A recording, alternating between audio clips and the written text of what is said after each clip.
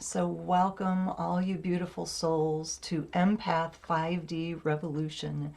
We are here to kick off the ceremonies. We are here to kick off this incredible week of speakers and teachings and ceremony and inspiration and activations and all of the amazing magic that is in store for us. And so I just want to explain a couple of things before we dive in. This is being recorded, obviously. When you go to the event schedule page where you have all of the speakers, this will be recorded and placed there under my name. It'll be on my speaker page, so if you need to or desire to watch this again, that's where you can find it. We will be together. My goal is 45 to 50-ish minutes. We will be done within an hour, and I'll be flowing with the energy. So somewhere in that neighborhood is when we will complete. I believe in the prep email, I invited you to bring a candle and a noisemaker, and so we'll need those in a little bit. But if you need to go locate those now or grab it, feel free to do that. Get your rattle, your drum, your chimes, whatever it is that you like to use, and have a candle available.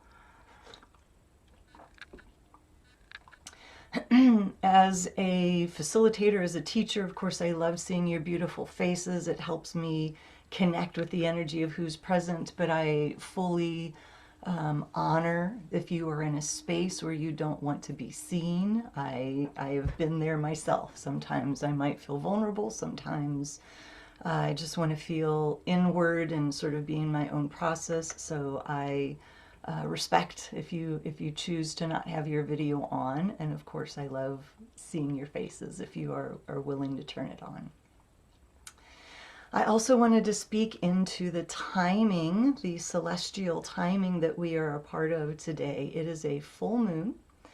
The full moon is exact at 11:55 Central Time. So right about the time we are wrapping up, the full moon is going to be exact.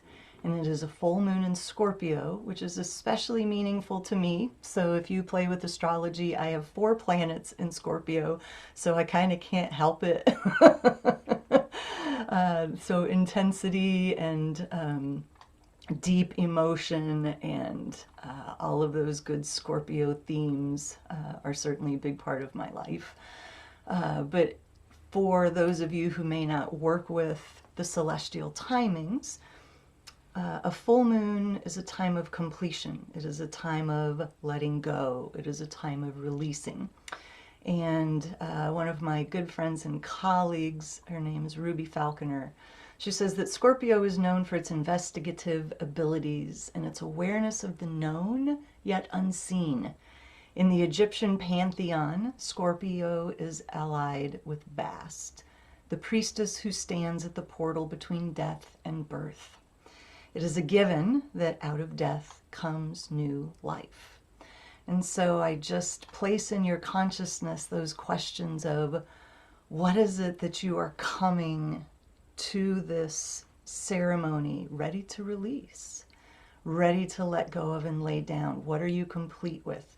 So just let that sort of bake in the back of your mind. And when we do our ceremony a little bit later in this call, we'll bring those themes forward.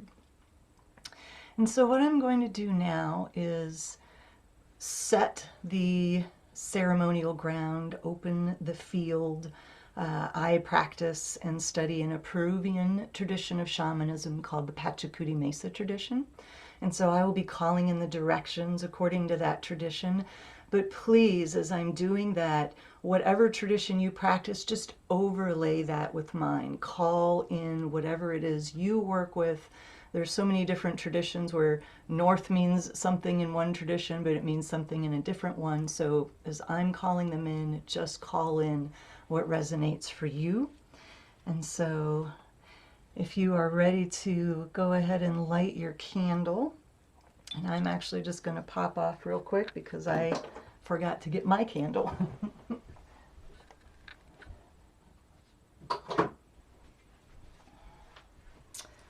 All right. So let's light our candles together. And if you don't have a candle, that is perfectly fine. You can just call in the energy of fire and connect with flame, connect with all of the potent symbolism of what fire represents. And so I will be calling in the directions, and I invite you to just center yourself, ground, connect, and be with me as I do this. So we start first in the south, and I will be intoning the directions 3 times each. And so Pachamama is where we begin.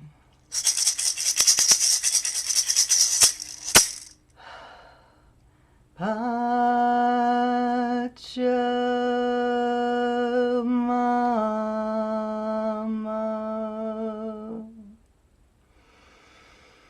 Pachamama,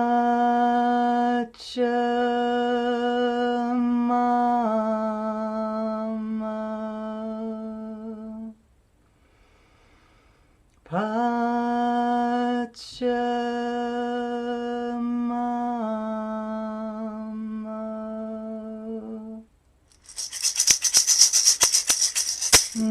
Aho, spirit keepers of the south.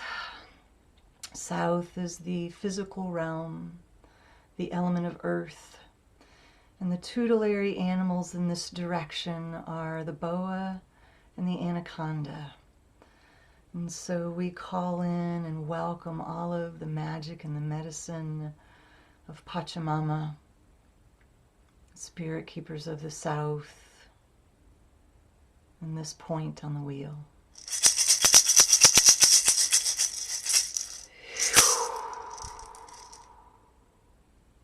Moving now to the west, we have Mama Kia. Mama Kia,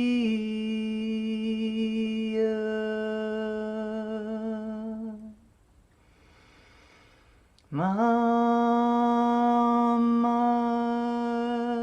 Kia,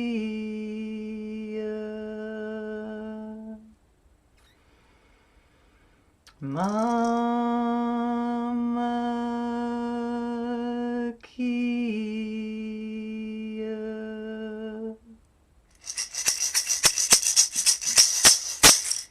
Spirit keepers of the West, we welcome you. In the West, this is the element of water, and this is the emotional realm. And the tutelary animals in this direction are the whale and the dolphin.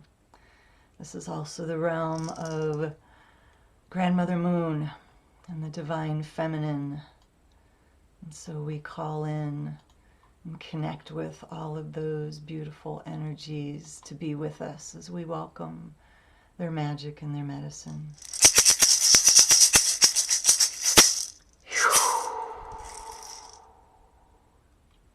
And we move now to the north, which is Viracocha.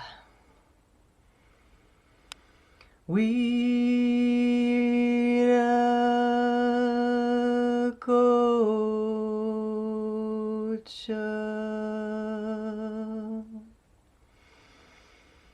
Viracocha,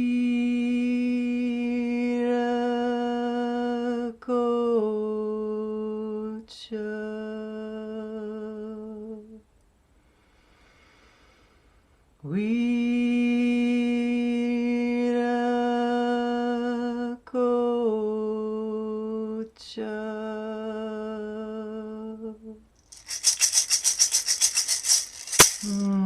Spirit keepers of the north, aho.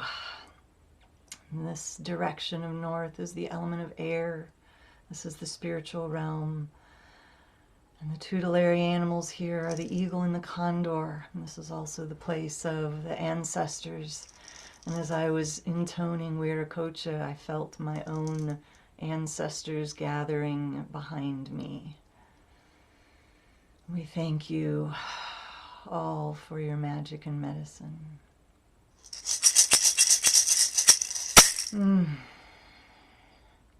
Moving to the east now is Inti.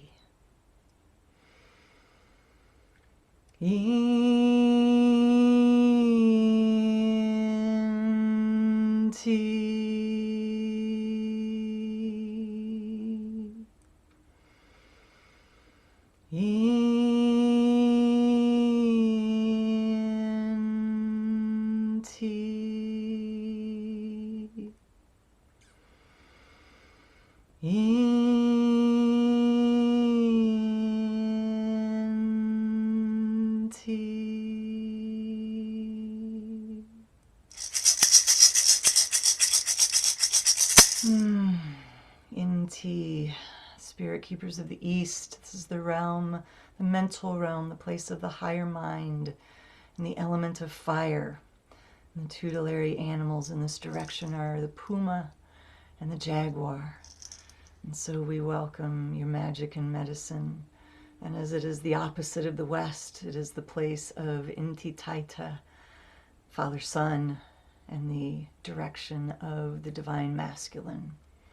And so we acknowledge the partnership of the masculine and feminine. And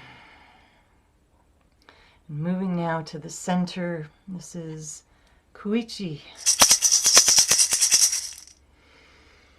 Kuichi.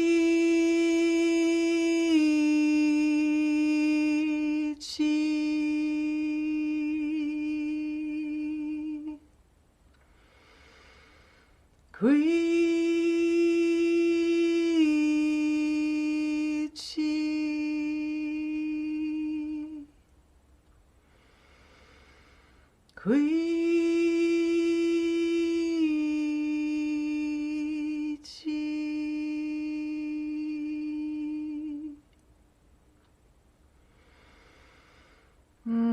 This is the space of the axis mundi, the as above, so below mysteries, the great center, the rainbow nations. This is where we have the beasts of service, the llama and the alpaca, and this great place of the ether, connecting in the above, the below, in the center. And aho to the spirit keepers of the center.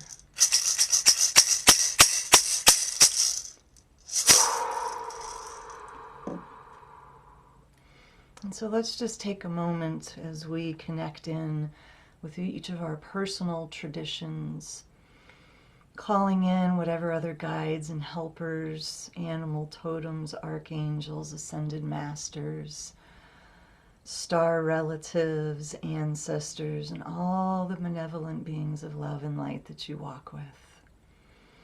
And I call in the oversouls and energies, archetypes, and gods and goddesses of this summit of Empath 5D revolution. All of those who worked behind the scenes to bring this together, to call in the specific collection of speakers that we have, and who called all of you, and all of you listened, you heard, and you said yes.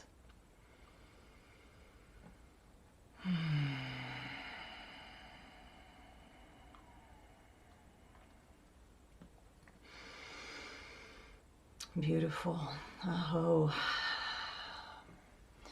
And so I don't know about you, but I can feel this incredible tingling. I can feel the presence and the vastness and the depth and the potency of this field and this weaving together that we have created by being in ceremony, by stating where we are in the world, and by having our intention to be together.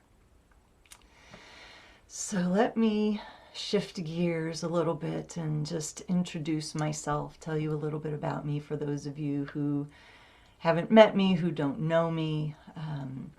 There's a lot I can say, but I'll just give you the very short Reader's Digest condensed version. That I have said before that Creator was always with me, but I wasn't always with Creator. I was born Lutheran, baptized and confirmed Lutheran, but as I started getting into teenage years, moving into high school. I knew I was seeking, but I didn't understand what was happening. I wasn't doing it consciously. I didn't have a language for it. But my best friend was Baptist, so I tried her church. My art teacher, who had a non-denominational Bible study group before school started in the morning, he introduced me to Pentecostal and charismatic traditions. When I was 18, I was in a gathering where a woman called in the Holy Spirit and everybody began speaking in tongues. So I have been able to speak in tongues since I was 18, but I didn't know what that was. I wasn't quite sure what to do with it. I didn't tell a lot of people. And as my spiritual journey, my own awakening unfolded, I just came to call it light language. And so I had kind of an unexpected or maybe a little bit of a split childhood, because when I was young, I went to a creative and performing arts school. So those of you who might remember the TV show Fame, I went to a school like that, right? So I go to dance class, I go to English class, I go to theater class, I go to math class. But then fast forward a few years, and I get a math degree and become an Air Force officer. So there's a little bit of a, one of these things is not like the other. So there's a whole story in there about, that I've come to understand with hindsight, because I certainly did not know what was going on consciously at the time. That as my inner feminine started feeling unsafe in the world, my masculine came in to the best of his ability and said, I'll save you, and put her in a box and put her away for safekeeping. And so all of that feminine creativity and expression and intuition and all of those things just started to go underground. And the more left brain, masculine side of things was nurtured, cultivated. And so as I was getting ready to make decisions about being an adult, I decided that I had to make my decisions like there was nobody in my life who was going to support me, right? I can't expect that I'm going to get married and a husband's going to make a lot of money, or that dad's going to support me, or that I'm going to win the lottery. And it's like I've got to make my decisions like it is me taking care of me. So I decided to go into the Air Force, became an Air Force officer, was in for 10 years. And then when I left, it was not, and all this time I'm an empath, by the way, right? So I'm feeling everybody else's stuff, taking on everybody else's emotions, not knowing that it was not my stuff, being in codependent relationships, having absolutely no boundaries. And so when it was time for me to get out, it wasn't, hey, I know what I'm going to do next. It's time for me to leave the Air Force. It was this very quiet voice that I'm honestly surprised that I heard that said, it's time to get out. And so then it was a matter of, now what am I going to do? And so I started my own financial planning business, because the company that I had been with for about 10 years, my agent said, well, hey, Steph, you're really good with people. Would you like to do this, be a financial advisor? And I sort of liken it to the first time that someone of the opposite sex, or whatever your persuasion is in grade school, pays attention to you, right? So you're like, oh, you like me? Okay, I'll like you back, And so it was like, oh, you think I'll be good at this? Okay, I'll do that. So there was no deep soul calling. There was no sitting with my heart and knowing that that's what I was being led to do. It was just, all of it was very informative. It was where I was supposed to be. It was feeding my, process. So I went through everything I needed to do to become a financial advisor. And in less than 6 months, I quit because I hated it. And I lost $25,000 because I didn't stay in long enough to recoup what I'd put into my business. And that began my spiritual awakening in earnest. And so there was about a 5-year period that I have described as living 100 years in the space of 5. And I was just in the spiritual crucible, getting cooked down and transformed into a new substance. And by the time that 5-year period was over, everything was different. I was divorced, living in another city, new job, new car, everything. Every possible major thing was different. And this was in 2007 that I stood up my business. And it was born from what I had walked through. And after that 5-year period in the crucible of so much intense change, I feel like I came out on the other side with some wisdom. And I felt like if I could make somebody else's journey shorter, more bearable, if I could give them tools, if I could help them understand what's happening, if I could explain what was happening at a subtle energetic level, because I didn't have any of that. I was stumbling around, bumping into walls and cussing at God. And I felt in my heart this deep calling to be of service to others on their spiritual path. And so this summit was born actually last year. It was called Empath Revolution. And when I knew at the time that I wanted to make it an annual event. And so I was feeling into this year what the theme wanted to be. And 5D, right? Ascension, raising consciousness. This is in everybody's face right now. And so it's very relevant, very vital, but especially so given where we are in our evolution and what's happening in the United States and what's happening worldwide and the chaos and what is being vibrated to the surface, a kind of a short way of explaining, let me back up and say it this way.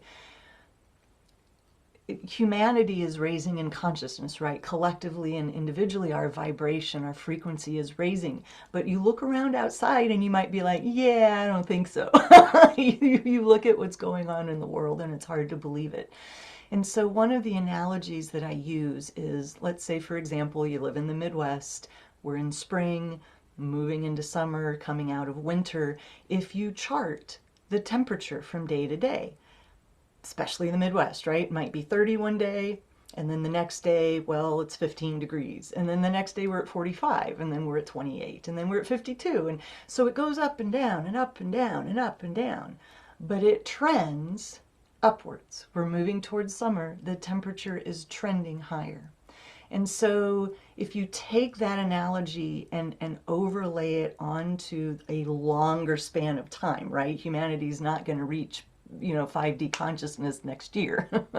We are up and down, but we are still trending upwards.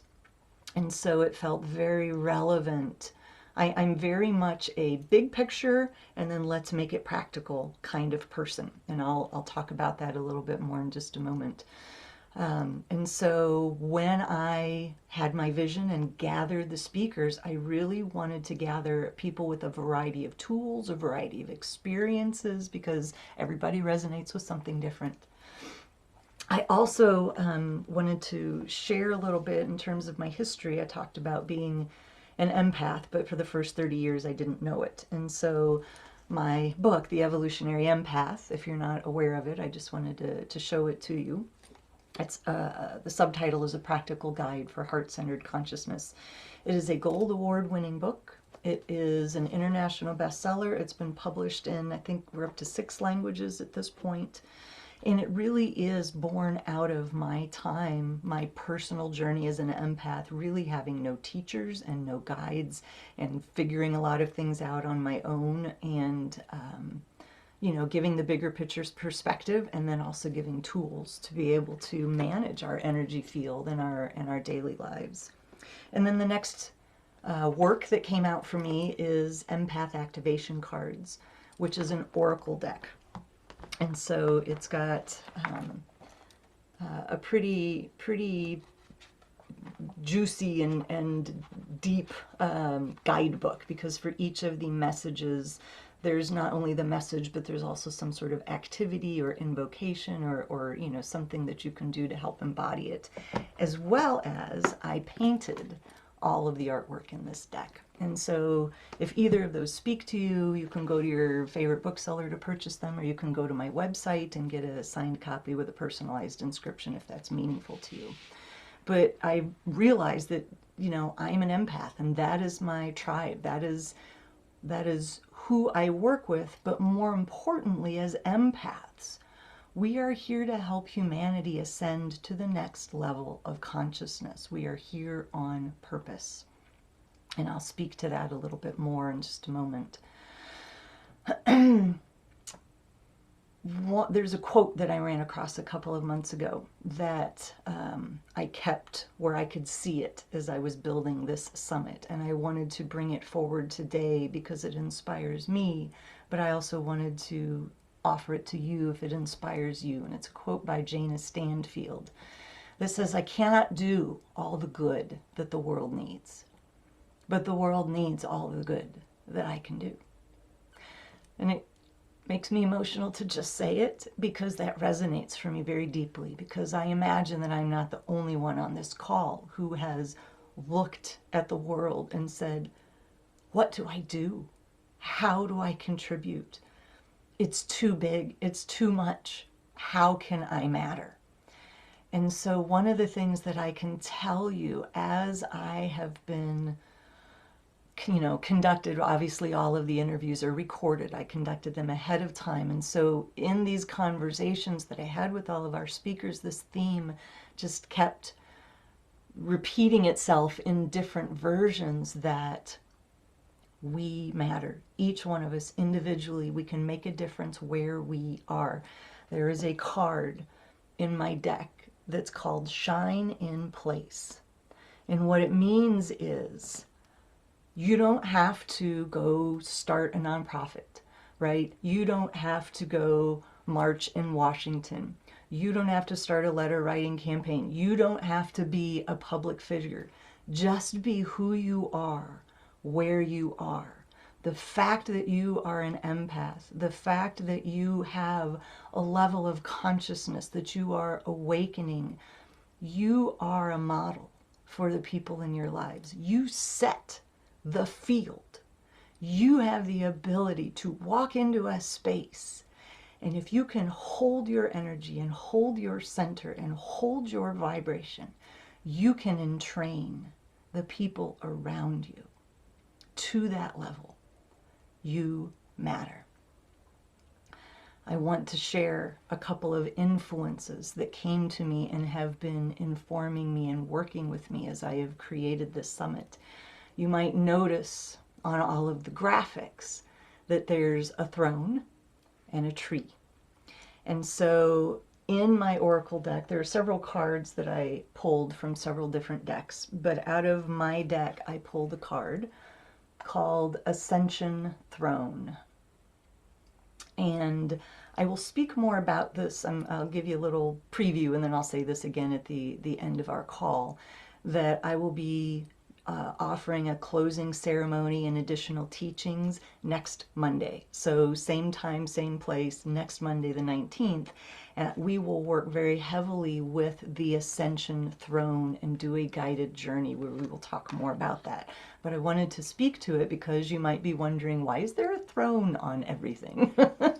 And so that is a very deliberate choice in the graphics that I created. Another piece of symbolism is the tree. And the tree has worked with me for many, many years and has given me so much wisdom. And if you were able to magically pull a tree out of the ground and look at its root structure, the breadth of its roots, right? How wide they go, how deep they go, the fullness of them will mirror how tall the tree is, how broad the canopy is. The essentially the same shape that the tree, the leaves, the branches are above is what the root structure is below. And so there's so much juicy symbolism in this, that if you imagine the roots as 3D and the canopy or the crown as 5D, that's where the title of today's talk came from, Root and Crown. They're a mirror of each other. They balance each other. And so if all we do is focus on ascension and focus on practices of expanding our field and, connecting with spirit, I'm not saying we shouldn't and that we're not supposed to. Yes, we should and we are. But if that's all we focus on, then we get really big up here And then we have a little bitty root structure, and then the tree falls over, or it's more easily blown over in the wind, right? It doesn't have the roots to keep it grounded, to balance out this incredible growth up above. And so that is a huge theme that is interwoven throughout this summit, is we are both. We are walking in both worlds. And so starting to move into the teachings now that I wanted to offer. I like to start from the biggest picture perspective, the big picture, the highest possible vision, so that we can locate ourselves inside of it. And that gives us a sense of purpose and a sense of belonging and a sense of, oh, we're not just out here floating around in the nothingness, sort of unmoored and, not in relation to anything. We are in relation to a very, very big picture. And it's important to understand that as empaths, we chose at a soul level to incarnate. And each one of you at a soul level chose to be here on purpose at this time in human evolution, wherever you were born, wherever you were living. You chose to be that now, to be here, especially in the United States, with what's going on and this incredible sort of dismantling, crumbling of the old structures.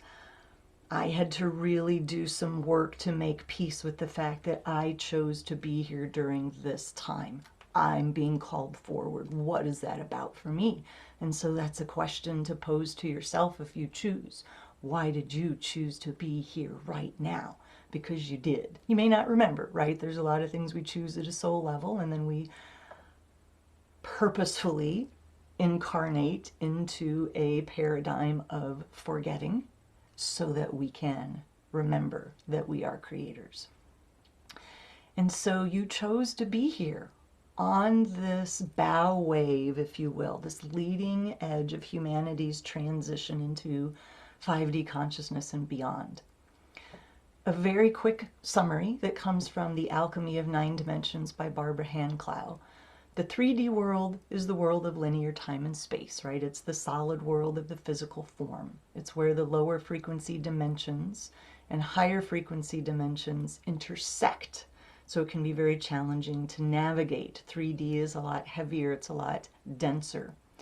So when we phase shift from 3D to 5D, it can be incredibly uncomfortable because we're experiencing this crumbling of old systems and structures as we can currently make way for these new higher frequency patterns.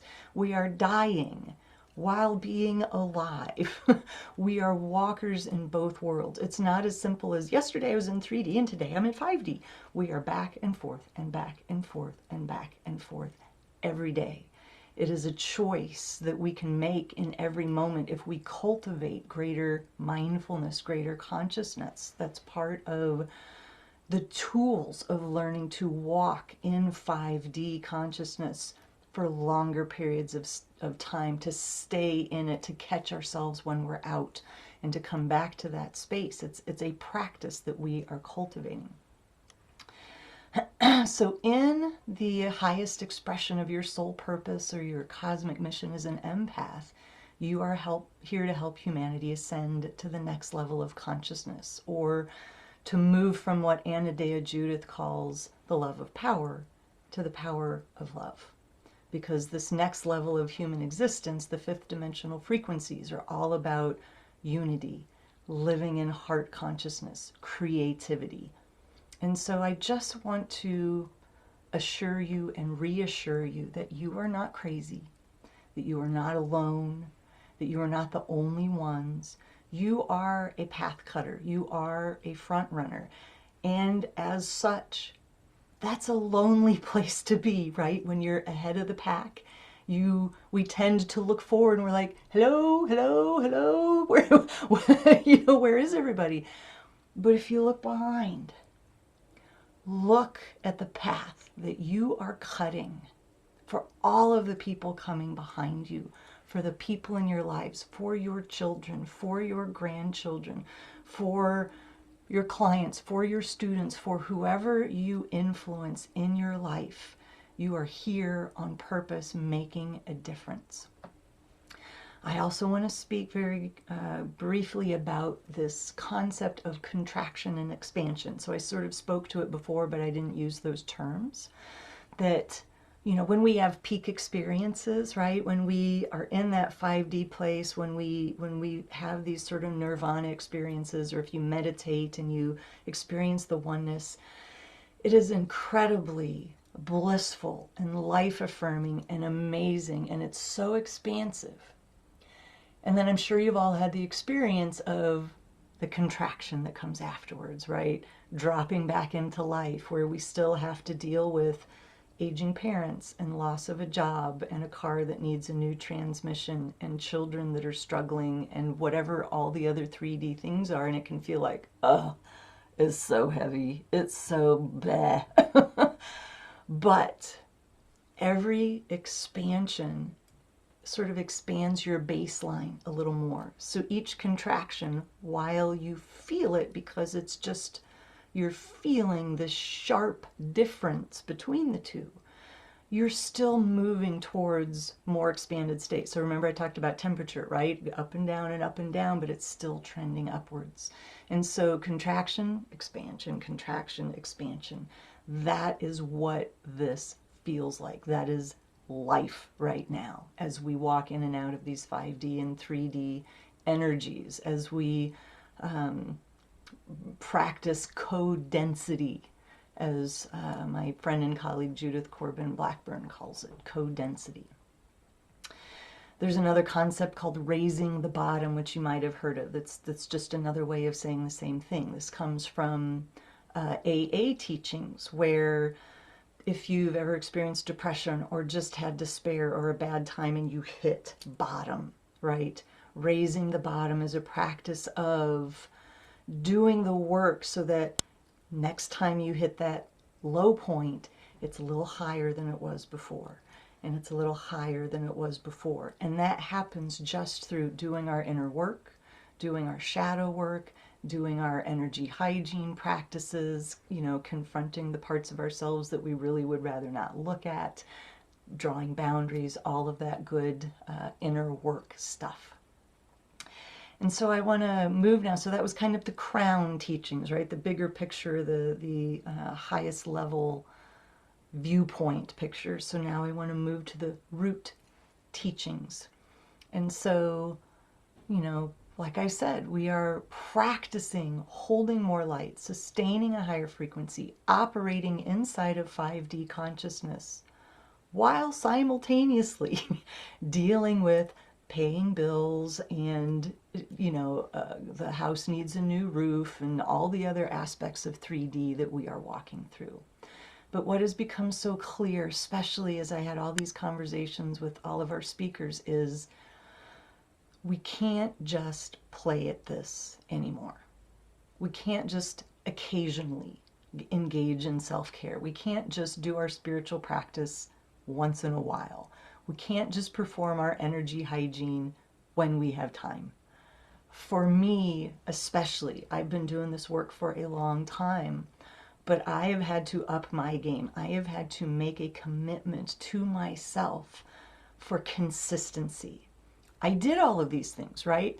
But I have to do them every day. And what I have discovered is it's not as much what I do, it's that I do it. And so there are a number of ways that this can look like for you. That's grounding, whatever your grounding practices are, to be able to stay centered inside of your own body, inside of your own sovereign field, connected, embodied. Being outside is so helpful, especially for empaths. Any way that you can get outside. Earthing, if you've heard of earthing, where we actually make contact with the earth, because there's vital electromagnetic frequencies that are exchanged when we make contact with the earth. It doesn't work if we've got rubberized shoes on. It doesn't work if we've got Synthetic fibers, it'll work if you have cotton, right? If you're wearing cotton or, cotton socks, where those frequencies will still exchange. But otherwise, certain fabrics and textures will act as a dampener. And so being out in nature is such an important element for empaths. Energy hygiene, clearing your field, whatever that looks like for you. I'm not, there's a lot more teachings I could go into, but you know what you need to keep your field clear. Whether it's saging, whether it's a visualization that you like to imagine, whether it's using your breath to clear your field, your spiritual practice. That could be meditation, that could be reading from your favorite book. It seems like about every 10 years I go back into the Conversations with God books. I originally read them 20 years ago, and I am into them now. And they have been, they're so fortifying for me. And so that has been part of my recent spiritual practice. Boundaries, zillion different ways to describe it, but take a look at where your boundaries have been getting loose, where you need to say no.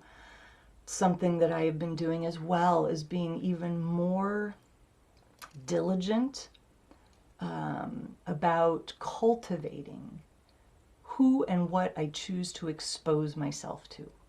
And that has included social media as well, because, just a little sort of personal share, because of my upbringing, I have been very work focused, very productivity focused, and it is still personal work that I am engaging in to bring the balance that is right and healthy for me. And so for so many years, when I wake up in the morning, I'm not a morning person, so I'm still kind of in that liminal state. I'm a little groggy. I don't like to talk very much. It takes a while for me to wake up and come fully online. But because I was so programmed to work, I would stumble into my office and I'd check my phone and I'd read my email, and that would invariably, lead me into Facebook, and I start scrolling and I'm like, this is not good for me. My field is wide open. I haven't done any morning practices to set my field, to set my boundaries, and I am just letting all of this shit in. And so I stopped doing that. And I want to just share with you something that I'm doing in the morning, because I'm not a morning person, it is really hard for me to do any sort of lengthy or involved practice. And so what I've started doing is I have these little cards that are by the bed. And when I wake up in the morning, I look out my window, and I actually made, just outside of the bedroom window, a little feature with some crystals and, just kind of a place to focus my energies and to call in my connection with my guides and with nature. And I just have a few things that I say to myself to keep them present, but then I also ask myself questions like, what kind of care does your body need today? What do you need to do to keep your vibration high today? Another really great question for me, how do you feel and how do you want to feel? That is such a helpful question for me because for a while I've dealt with a lot of kind of chronic pain and aches, and so it would be easy, if I wasn't conscious, to just wake up, be a little achy and stiff, and then just sort of fall into my day from that frame of mind or from that frame of being. And so, this helps me identify, where am I, how do I feel, how do I want to feel, because then it puts me at choice again, and I'm not in a place of feeling like a victim. And so these are, I just wanted to share that with you because that's all I do, and that makes a massive, massive difference. So setting your mental state in the morning, doing your grounding practice, your energy hygiene, your spiritual practice, getting outside, all of those things are so very, very important. And so I want to move now, as we bring this to a close, into a ceremonial field once again, to call in the energies of the full moon. And so I invite you, if you want to take your candle, and maybe if it's not front and center, put it right in front of you where you can engage with it.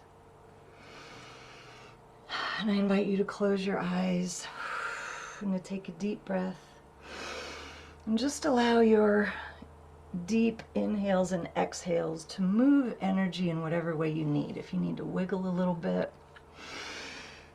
if you need to make a little noise,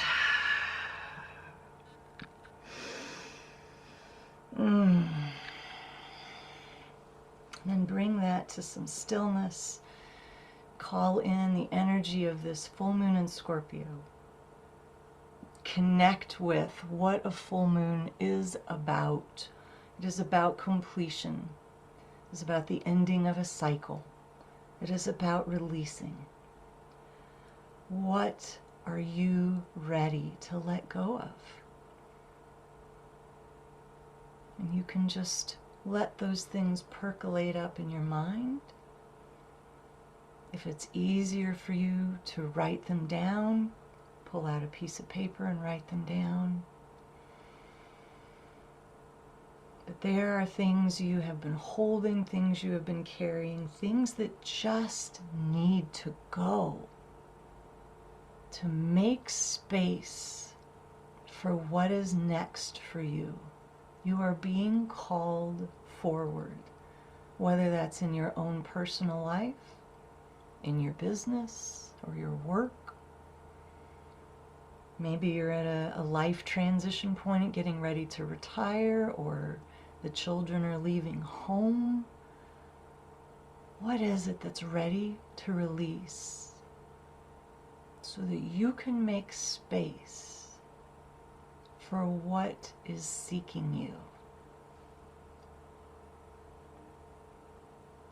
Feel the influence, the gentle guidance and love and support of your higher self, your soul, your future self. Time does not actually work the way we've been taught. Time is not linear, where there is a single line of past, present, and future. All dimensions of time are happening at the same time. It is a vertical line, not a horizontal line. So on a different track, in a different dimension of time and space, you have already been where you're going. Call in that lifetime. Call in that aspect of your soul that knows, that's already tried it, that's experimented, that knows what worked and what didn't work. Receive that wisdom and guidance. Allow it to infuse you.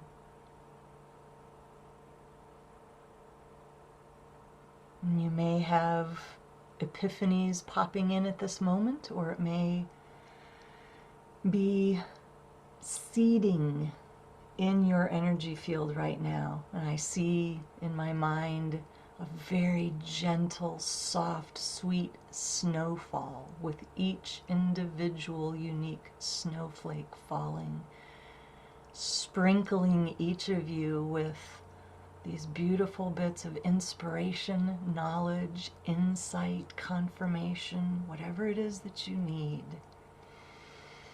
And just make space to take those in, to receive those with gratitude. And now take your noisemaker. And I always like to use sound and ceremony to anchor our process. And so let's just make a little noise. I have you all muted, but you can just imagine all of our sounds working together to support each other in our release, in what we are laying down.